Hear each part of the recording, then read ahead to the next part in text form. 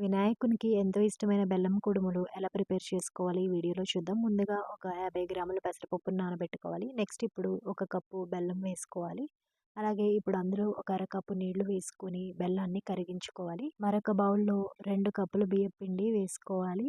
బెల్లం కరిగిపోయిన తర్వాత ఇప్పుడు బియ్యపిండిలో 4 స్పూన్ల నెయ్యి కూడా వేసుకోవాలి. నెయ్యి కరిగించుకొని వేసుకోవాలి. అంతా కలుపుకున్న తర్వాత ఇప్పుడు బెల్లం నీళ్లు కొద్ది కొద్దిగా పోసుకుంటూ కలుపుకోవాలి. నెక్స్ట్ ఇప్పుడు మనం ముందుగా నానబెట్టుకున్న పెసరపప్పులో వాటర్‌నంతా తీసేసి పెసరపప్పు కూడా వేసుకొని కలుపుకోవాలి. ఒకవేళ నీళ్లు అవసరమైతే కొద్దిగా వేడి నీళ్లు వేసుకొని కలుపుకోవాలి. నెక్స్ట్ ఇప్పుడు ఇడ్లీ ప్లేట్‌లకి నెయ్యి రాసుకొని ఇలా కుడుముల్లాగా ఒత్తుకొని ఇడ్లీ ప్లేట్‌లో వేసుకోవాలి.